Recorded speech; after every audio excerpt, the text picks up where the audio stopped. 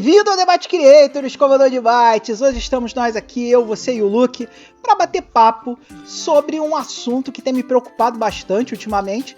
E eu acredito que vai preocupar todos vocês aí que, como eu, gostam de desenvolver software, em especial para as plataformas x86 e x64, que são as plataformas mais comuns, onde os desenvolvedores de software criam seus aplicativos, que é a seguinte pergunta: será que o futuro do Windows é preocupante?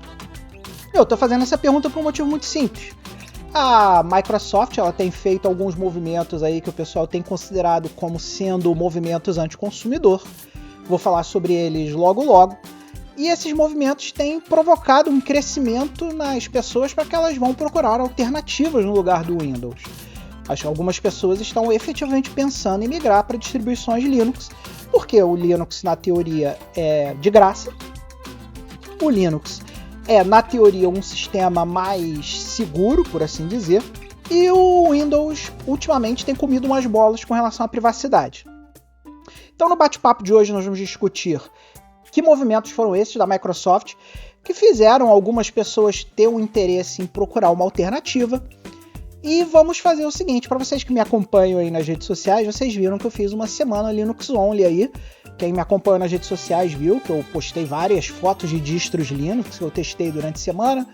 E eu fiz uma semana onde eu tentei fazer todas as minhas tarefas não corporativas, né, as minhas tarefas pessoais, usando distribuições Linux.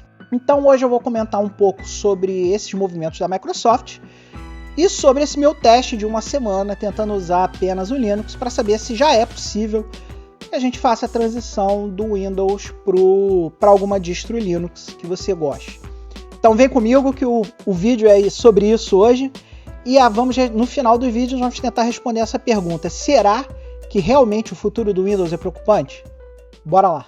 Então, pessoal, vamos começar falando aqui pelas comidas de bola da Microsoft que geraram essa tendência pequena de mudança de sistema operacional.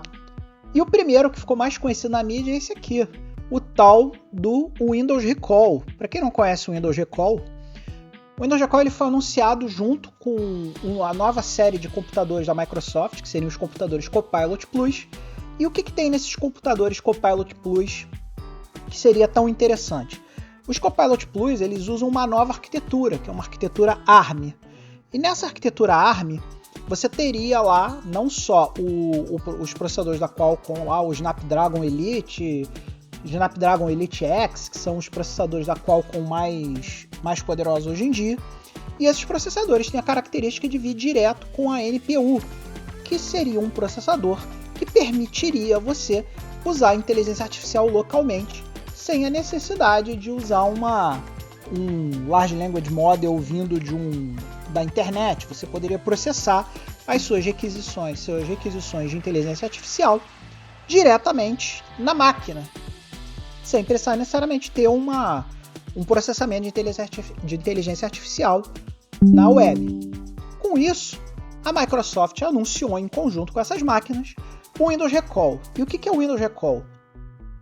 Como vocês podem ver aqui no título aqui do Tecnoblog, isso ficou muito famoso aí na internet, porque, como vocês podem ver, a nova função do Windows vê tudo que você faz.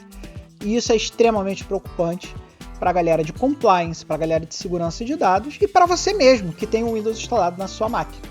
Isso criou várias preocupações, porque as pessoas não têm uma confiança muito grande nas empresas que vendem software de código fechado. Então, as pessoas elas não sabem exatamente o que o Windows vai fazer com toda essa informação que ela pega de tudo que você faz. A ideia é que ele fica tirando screenshots da sua tela de 5 em 5 segundos. E a vantagem para o usuário seria que ele pode pesquisar qualquer coisa que ele fez. Então, por exemplo, se você há 2 semanas atrás viu uma receita de bolo e você quer ter acesso àquela receita de bolo, você vai lá no Windows Recall, puxa o prompt e fala: poxa, semana passada eu vi uma receita de bolo, você pode me dizer, você tem aí guardado que receita de bolo é essa? E o Recall traria isso para você dentro ali. Mas isso gerou muitas preocupações do tipo: poxa, o que a Microsoft vai fazer com esses dados que ela está coletando, que ela está espionando muito entre aspas, tá, pessoal? De tudo que eu tenho feito. E pior ainda, como as empresas vão usar essa informação? Por exemplo, isso permitiria que o seu chefe colocasse uma coleira eletrônica em você e com essa coleira eletrônica ele dissesse tudo que você fez na sua máquina fossem dados pessoais ou não. Então ele poderia dizer a que médicos você foi, se você está com alguma doença, se você passou algum e-mail pessoal, e tudo isso é extremamente preocupante. E isso isso é um grande tiro do pé na Microsoft, né? As empresas elas estão muito preocupadas em entrar rapidamente no mercado de inteligência artificial e não estão pensando muito bem antes de anunciar as inovações, porque todo mundo sabe que inovação tecnológica a gente tem que botar no mercado o mais rápido possível para tentar se tornar um padrão. Então a Microsoft não pensou muito bem o backlash que isso ia gerar na comunidade e muitas pessoas ficaram extremamente chateadas com essa nova funcionalidade do Windows 11 e das máquinas Copilot Plus. E logo na sequência, a Microsoft também fez outra coisa que deixou extremamente preocupados os usuários finais do Windows, que é isso aqui, ó. A Microsoft ela tinha um tutorial aberto para todo mundo olhar, que ensinava ele a remover a conta Microsoft da internet e colocar essa conta local na sua máquina. Muitas pessoas não gostam de trabalhar constantemente conectadas, as pessoas preferem trabalhar com suas contas locais na sua máquina local, sem a necessidade de trabalhar com uma conta da Microsoft, uma conta web. E esse movimento foi visto por muita gente como se a Microsoft estivesse dando um passo para um Windows totalmente conectado, que é uma coisa que sempre assusta as pessoas. A Microsoft já comeu essa bola antes, quando ela lançou o Xbox, se não me engano, o Xbox One. Eles tentaram impor na comunidade uma máquina que fosse 100% conectada na internet, e isso gerou uma comoção absurda. Porque as pessoas não querem tendo que ficar validando na internet toda hora, porque cai a internet você para de produzir, ou tudo aquilo, os seus produtos digitais, se eles são validados pela internet toda hora, eles param de funcionar quando a internet cai. Então muita gente precisa que o Windows funcione localmente, sem a necessidade de estar conectado na internet 24 horas e sem necessidade de uma conta Microsoft obrigatória. E essa também foi uma grande comida de bola da Microsoft, porque a Microsoft, nessa tentativa de obrigar você a trabalhar de uma forma, e aqui eu quero deixar bem claro que nenhum usuário gosta de ser obrigado a trabalhar de uma determinada forma, ele quer ter opções, a máquina é dele, ele comprou, a posse é dele. Então ele quer trabalhar na máquina da forma que ele achar melhor, e não da forma que a Microsoft quer que a gente trabalhe. Então juntou-se mais essa reclamação, a Microsoft já endereçou o problema, inclusive ela também endereçou o problema do recall. O recall agora não é mais obrigatório, como era antes. Ele vinha ativado por padrão, mas aí a Microsoft viu que fez cagada e removeu essa obrigatoriedade, esse recall vindo por default. E no caso desse tutorial que eles removeram, para que as pessoas não conseguissem mais sair da conta Microsoft e passar para uma conta local, eles também já endereçaram e já voltaram com o tutorial para quem quiser ter apenas contas locais no seu Windows, possa ter isso também. Mas nesse momento os dois estragos já estavam feitos, então já tinha ficado feio com a Microsoft, e esse foi mais um motivo que as pessoas ficaram bastante chateadas com essa nova visão das novas máquinas e nova visão do Windows, digamos assim. E a terceira comida de bola que a Microsoft cometeu aí nesses dias foi a camada de compatibilidade. Como eu falei para vocês, essas máquinas novas elas são arquitetura ARM, não são arquiteturas nem x86, nem x64, que são as arquiteturas que nós estamos acostumados a desenvolver software. E essa foi uma informação que chegou muito preocupante para nós, desenvolvedores de software. É o seguinte, como essas máquinas novas elas vão vir com processadores ARM, não vão vir com processadores x64 ou x86, os aplicativos que estavam desenvolvidos para x86 ou x64 precisavam de uma camada de compatibilidade para que eles continuassem rodando nas máquinas. Isso fez com que a Microsoft desenvolvesse uma camada de compatibilidade chamada Prism. Essa camada de compatibilidade, na teoria, é uma camada de compatibilidade que permite que os seus aplicativos x86, x64 funcionem nessa arquitetura nova, que é a arquitetura ARM. E nos testes de desempenho dessa camada de compatibilidade, a camada de compatibilidade do Prism, foram bastante preocupantes, para dizer o mínimo. Muita gente reclamou que tinha muitos problemas de incompatibilidade com o ARM, que o desempenho dos aplicativos não era bom, que a camada Prism não era a camada das melhores. Surgiram preocupações, inclusive, se essa camada Prism iria funcionar apenas nos Copilot Plus, né? Que também gerou ia gerar muitos problemas para os desenvolvedores. E até os desenvolvedores ficaram bastante preocupados com isso. Poxa, será que a minha suíte Adobe vai funcionar no Prism? Será que o meu, sei lá, qualquer coisa que você tenha na sua máquina, será que vai funcionar usando o Prism? E isso também gerou um burburinho forte na internet. E esse talvez tenha sido o terceiro motivo que motivou essa pequena procura por alternativas ao Windows. Então temos aí o cenário criado. O cenário criado é uma camada de compatibilidade que não funciona direito, o perigo de você ter tudo que você faz na sua máquina registrado e a necessidade de você ter uma validação DRM, de estar permanente conectado na internet 24/7, que são práticas que já são mais que comprovadas que o público detestou. Então, a partir desse momento, nós vimos uma pequena mudança no mercado de computadores desktop. E aí, meu amigo, juntando todo esse cenário que eu já falei para vocês, mais o fato de que o Windows está metendo propaganda dentro do próprio Windows toda hora, tudo isso criou um caldeirão muito ruim para a Microsoft, porque as pessoas que usam o Windows 10 não querem migrar para o Windows 11, o que está causando um decrescimento na fatia de mercado do Windows 11 nos sistemas operacionais que hoje em dia circulam. As novas funcionalidades do Windows 11 parecem muito mais agradáveis à própria Microsoft do que aos usuários finais. E aí chegamos na conclusão funesta para a Microsoft, que finalmente o Linux passou 4% de market share nos computadores desktop. Eu queria aproveitar agora também e falar uma coisa muito importante. Não é que o Linux não seja usado. O Linux é muito usado, mas em outros cenários.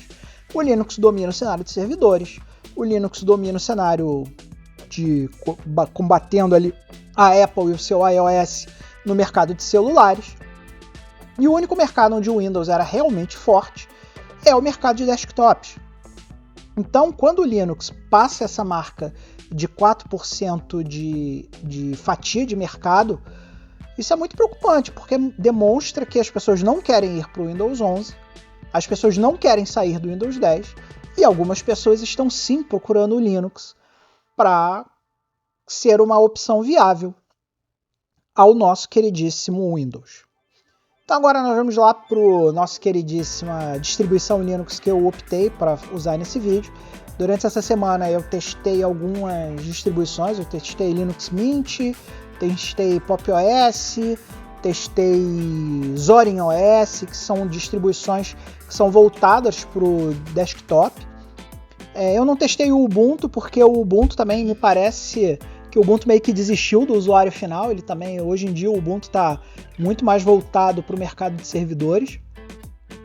Então eu testei essas três distribuições, todas elas têm suas vantagens e desvantagens. E eu optei por fazer essa semana com o Pop! OS. Não que ela seja muito melhor que o Zorin ou muito melhor que o Mint, mas é porque eu queria também ter uma coisa diferente, né? Queria aquele ambiente GNOME, bonitão e tal. Queria realmente tentar trabalhar com uma coisa diferente, para ver se fazia sentido. Então agora nós vamos naquela parte do vídeo, onde nós vamos olhar lá todas as dificuldades que eu tive nessa semana trabalhando com Linux, nas minhas tarefas pessoais, para ver se dá para trabalhar já 100% no Linux. Então vamos embora. Então, meu amigo escovador de bytes, tá legal o vídeo de hoje? Se você tá achando o vídeo de hoje legal, não se esqueça que você pode clicar aqui embaixo no botão valeu e doar qualquer quantia para o canal. A doação é completamente voluntária e espontânea, faz quem quer, doa quanto quer. Não se esqueça também que você pode entrar nos nossos programas de patrocínio. Nós temos lá o patreon.com/TheByteCreator, que você pode entrar lá no Patreon e se tornar um membro do canal, ou fazer a sua própria inscrição como membro do canal aqui mesmo no YouTube, clicando no botão Seja Membro. Não se esqueça que os membros têm uma série de benefícios que você que acompanha os vídeos do canal já está careca de saber. acesso ao FTP exclusivo com os nossos arquivos maneiros, para você poder brincar com eles. Acesso antecipado aos vídeos do canal, você vê os nossos vídeos primeiro. E, obviamente, o chat, bater papo com a gente, além dos nossos Thank You Discs que estão lá na faixa para os membros. Bastante você solicitar, eu envio o disco para você, se você tiver interesse. Ou se você for membro no Patreon, você pode entrar lá na aba Compras e baixar o seu disco feliz e contente. Não se esqueça também que nós temos a nossa loja, porque o verdadeiro escovador de bytes veste a camisa. Então entra lá na nossa loja, thebytecreator.com.br, e compra aí as nossas camisas, sendo que a gente tenta lançar design de camisas novos, além, obviamente, de outro tipo de coisa, como caneca, boné, roupinha pro seu pet, um monte de coisa lá. Então vambora, galera, que agora a gente tem que começar a testar Linux para ver se esse troço é bom mesmo. Então, escovador de bytes, a primeira coisa que nós vamos ver aqui, quando nós estivermos olhando aqui o nosso sisteminha Linux, é que nós estamos aqui usando a distribuição Pop! OS. Aqui essa informação é dada pelo NeoFetch. E aqui, ó, nós estamos usando uma máquina bem para produtividade mesmo, uma i5 com processador 8 cores, um i5 de 11ª geração, 8 GB de RAM. Vocês podem ver aqui que o aproveitamento de RAM aqui é bem bom quando a gente está falando de Linux. Essa é uma das principais vantagens do Linux. E por aqui a gente consegue ver que a gente está usando um terminal GNOME. Estamos usando o GNOME aqui.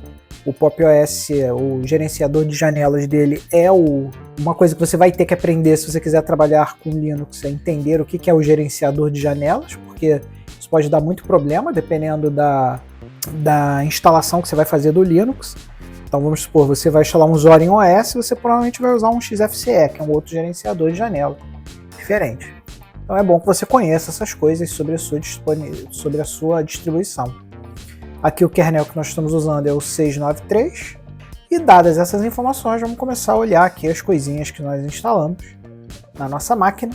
Começar pelo bom, pelas coisas que foram muito suaves e muito boas. Uma grata surpresa que eu tive aqui no LibreOffice foi justamente a suíte de escritório aqui no Pop! OS. O LibreOffice ele já veio pré-instalado no Pop! OS, dentro aqui da pasta Office. Você pode ver aqui, tem software de planilha eletrônica, editor de texto, software de apresentação, tudo devidamente pré-instalado.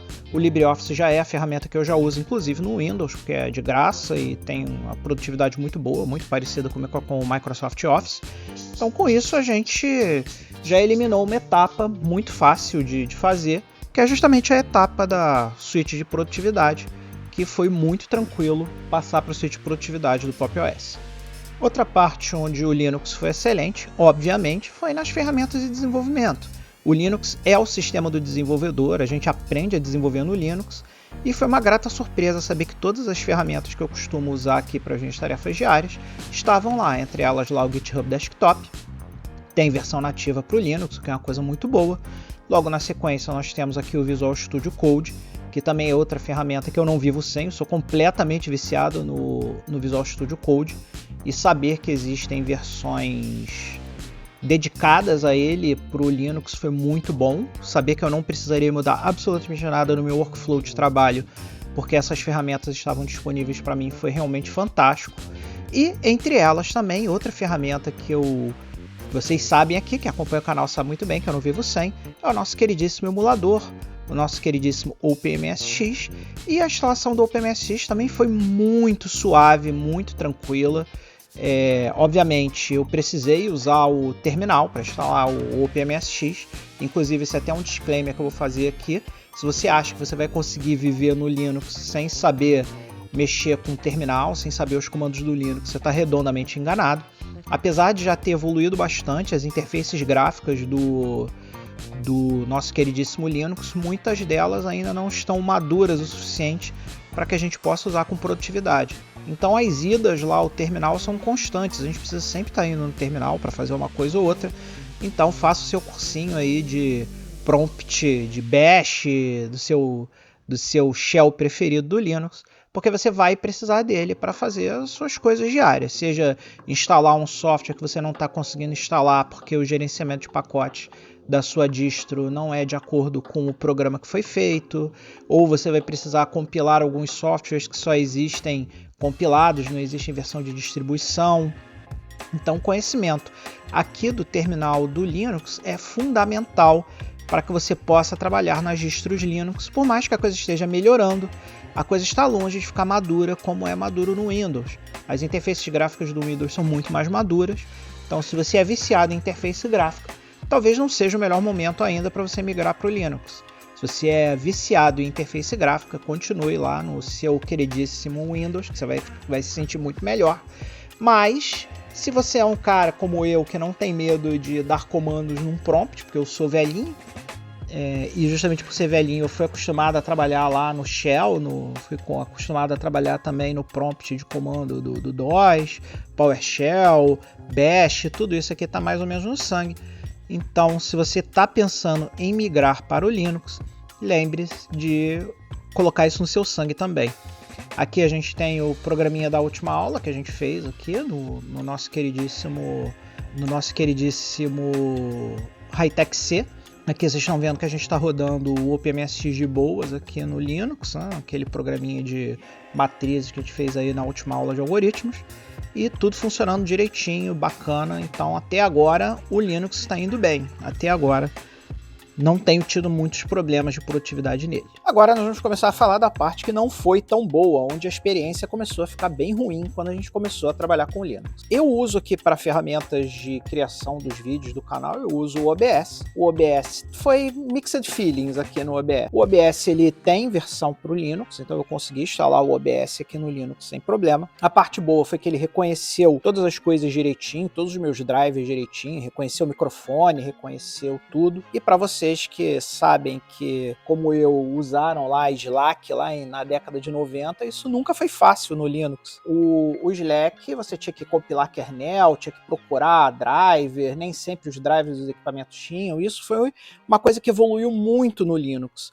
Ele consegue identificar praticamente todos os dispositivos de cara, você não precisa mais procurar drivers exóticos e recompilar kernel para poder colocar esses drivers funcionando. Foi uma grata surpresa. Uma coisa que não foi muito legal é que as gravações que eu fiz aqui no OBS, quando eu comecei a trabalhar com ele, e aí quando eu ia lá no meu diretório de vídeos aqui, onde os vídeos são depositados, quando a gente grava no OBS, eu configurei para ele vir para cá. Outra coisa difícil foi que eu tive que fazer várias configurações no OBS, é que os vídeos, se eu tentar usar o visualizador padrão do nosso queridíssimo PopOS, eles não funcionaram direito. Eu clicava e o vídeo simplesmente por algum motivo estranho, provavelmente falta de codec, alguma coisa assim, simplesmente não abriram.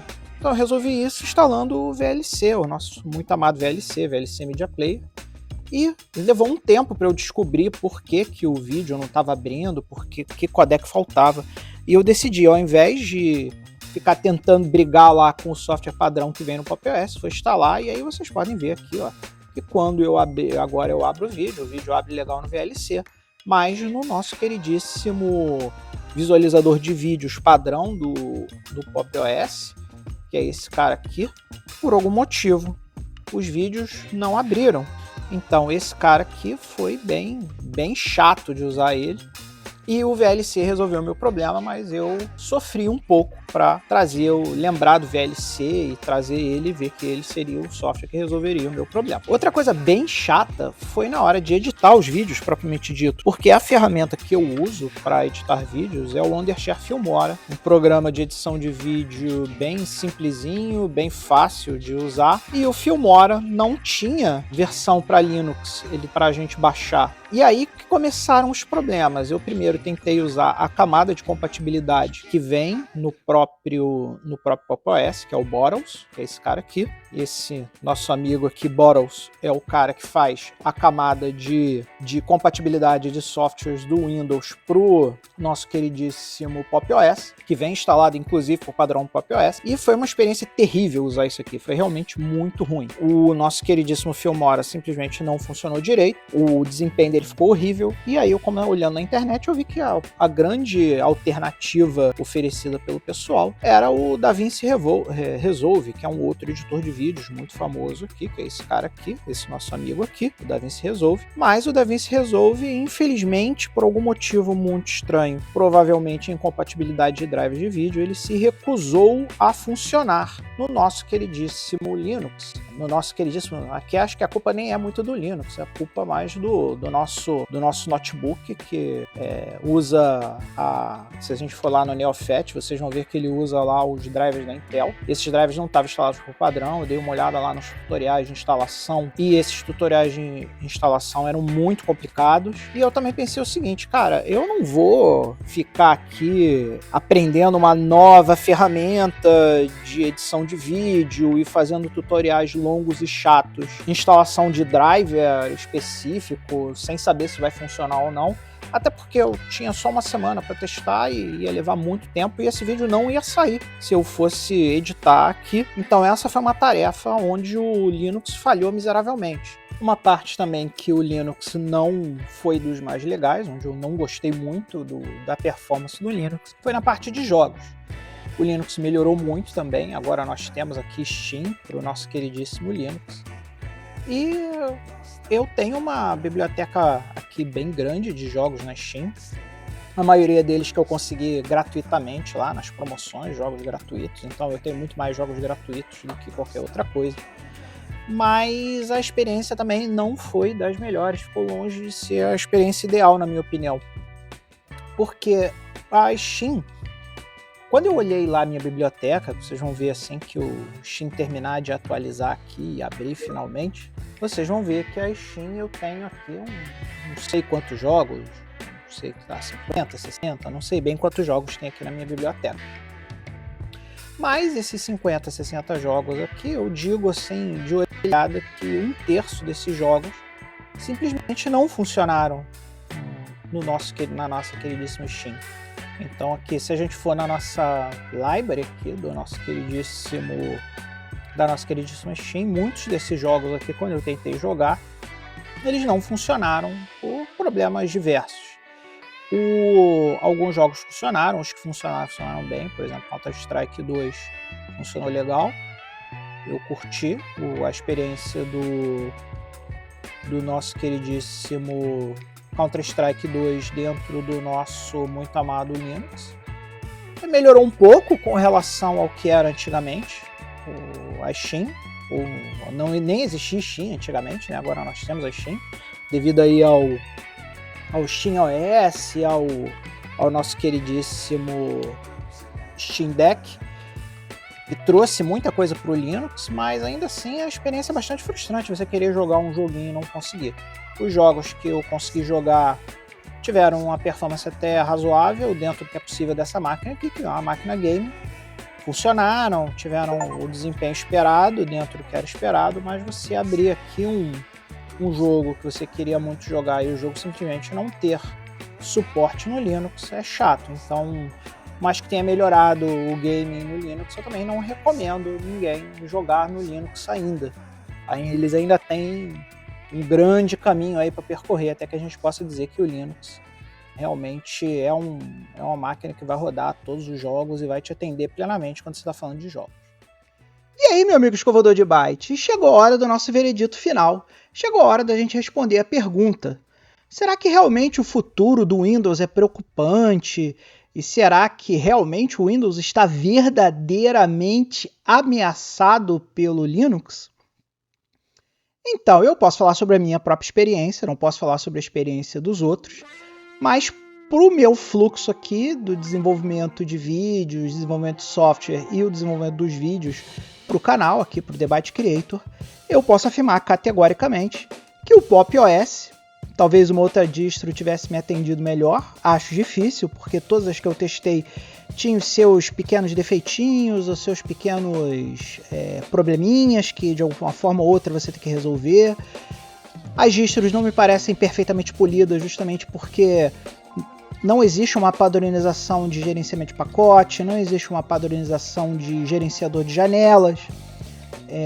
E todos esses pequenos detalhes, assim, esses pequenos nitpicks que vão se somando durante o seu desenvolvimento lá do seu workflow, mostram pra gente que o tal do Windows não é tão Windows assim. Eu vou te falar que usando o Linux exclusivamente essa semana eu senti muita saudade do meu Windows, algumas vezes por conta da minha nubice nessas novas distribuições bacanas aí, modernas do Linux, mas muitas vezes por causa do próprio Linux também, tá, pessoal? O meu workflow aqui do canal, o vídeo de quarta-feira não saiu, vocês notaram aí que quarta-feira não teve vídeo, e se eu tivesse fechado na regra mesmo de editar o vídeo aqui, fazer tudo dentro do Linux, talvez esse vídeo de sexta aqui também não teria saído, galera, também não teria saído. Porque os meus problemas com os editores de vídeo do Linux foram muito frustrantes, assim mesmo. Chegou um momento que eu falei, cara, para esse vídeo sair eu vou ter que ir pro Windows para poder usar o meu Wondershare Filmora lá, onde eu tô minha zona de conforto. Não me senti confortável de tentar arriscar para fazer o DaVinci Resolve e aprender a DaVinci Resolve para editar esse vídeo aqui. Então, o meu veredito pro meu workflow, a opinião do Manel, que pode ser diferente da sua opinião, se você trabalhar num workflow diferente, se todos os seus programas que você usa já tiverem com Linux, mas para o meu workflow específico, eu afirmo categoricamente que o Windows está tranquilo. O market share do Linux é muito pequeno ainda, está melhorando, mas ainda é muito pequeno, e para o meu workflow, o Linux não conseguiu me atender durante essa semana de teste que eu fiz, porque eu tive que editar o vídeo no final, para finalizar o processo todo. No início o Linux foi muito bem, mas no final ele comeu bola, não deu para terminar os vídeos usando exclusivamente Linux. Espero que você aí que é fã do Linux não fique chateado com a minha opinião, lembrando que esse é o meu workflow, não é o seu workflow. Pessoas diferentes têm experiências diferentes com software. E eu acho que, pelo menos por enquanto, o Windows está tranquilo. Não existe nenhuma coisa que vai me fazer hoje ter uma instalação full Linux e eu abandonar o Windows completamente. Mas já dá para se pensar, tem um dual boot lá, né? Algumas coisas que você gostou de fazer no Linux, como por exemplo todo o desenvolvimento de software, que realmente essa parte no Linux foi muito suave, muito fantástica, eu gostei demais. Ter lá um compilador C no Bash para eu fazer alguma coisa em C rápida e tal. Foi muito legal. Então é isso, pessoal. Espero que vocês tenham gostado do vídeo. Espero que eu tenha respondido a pergunta do vídeo para vocês. Se você tem aí alguma opinião diferente, se você quer mandar um flame, se você quer discutir comigo, falar que eu fiz tudo errado, comentários estão aqui. Fique à vontade para botar o seu comentário aí no vídeo. Não se esqueça de dar o like, não se esqueça de compartilhar o vídeo com outras pessoas que estejam pensando em migrar para o Linux. E vamos dar um amplexo caloroso, vamos dar aquele abraço amoroso nos nossos escovadores de bytes. E hoje tem novidade, hoje nós temos um novo escovador de bytes aqui, o nosso amigo Zé Lacerda, que tá aqui, ó. Não, tá, pera aí, aqui, ele tá aqui, ó, na lista dos nossos membros do canal. Muito obrigado, Zé Lacerda, pelo seu apoio. Espero que você goste dos vídeos do canal e espero que você fique muito mais feliz aí, junto com todos os nossos escovadores de bytes, como sempre, estão aqui nas laterais do vídeo. Não esqueça de dar o seu agradecimento a eles, que são eles que fazem esses vídeos acontecer. Muito obrigado, até a próxima e nunca se esqueça que seja com Linux, seja com Windows, seja feliz. Um abraço.